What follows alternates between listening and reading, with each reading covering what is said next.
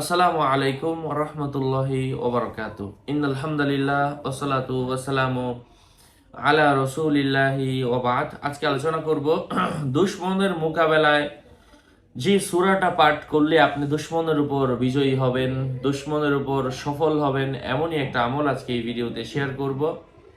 সাথে আছি আমি মুফতি জুবায়ের বিন ইমাম।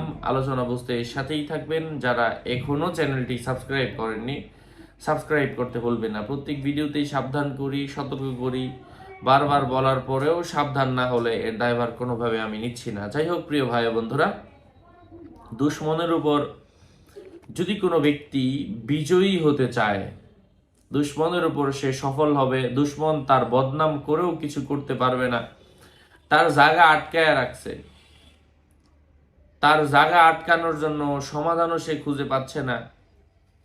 হ্যাঁ, তার বউকে আরেকজন ভাগায় নিয়ে যাচ্ছে, সে বিয়ে করতে চাচ্ছে, তাকে বিয়ে করতে দিচ্ছে না, অথবা পিছনে পিছনে এসে বদনাম করে।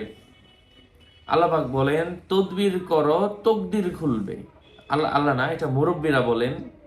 হ্যাঁ, এই জন্য আপনাকে একটা উপায় অবলম্বন করতে হবে, আমল করতে হবে। এই আমলটাই হচ্ছে তদবির। এই আমল কি কেউ ওজিফা বলে, তদবির বলে, দোয়া বলে, তাওঈজ বলে, এক একজনের কাছে এক এক নামে পরিচিত। যাই হোক, যে সূরাটা পাঠ করতে হবে দুশমনের মোকাবেলার জন্য, প্রত্যেক দিন সূরাতু আন-নাজিয়াত যোহরের নামাজের পরে ওই জায়গার মধ্যে বসে সূরাতু আন-নাজিয়াত, ওয়ান-নাজিআতি গরকা, ওয়ান-নাশিতাতি নাশতা, ওয়াস-সাবিহাতি সাবহা, ওয়াস-সাবিকাতি সাবকা, ফাল-মুদাব্বিরাতি আমরা, ইয়াওমা তারজুফুর রাজিফা, তাতবাউহা আর-রাদিফা, কুলুবুন ইয়াওমাইযিন ওয়াজিফা, আবসারুহা খাশিয়া। এই যে সূরাটা আছে, সম্পূর্ণ সূরাটা আমরা পাঠ করব। আল্লাহ আমাদেরকে বোঝার তৌফিক দান করেন। আরো আপডেট পেতে সাথেই থাকবেন।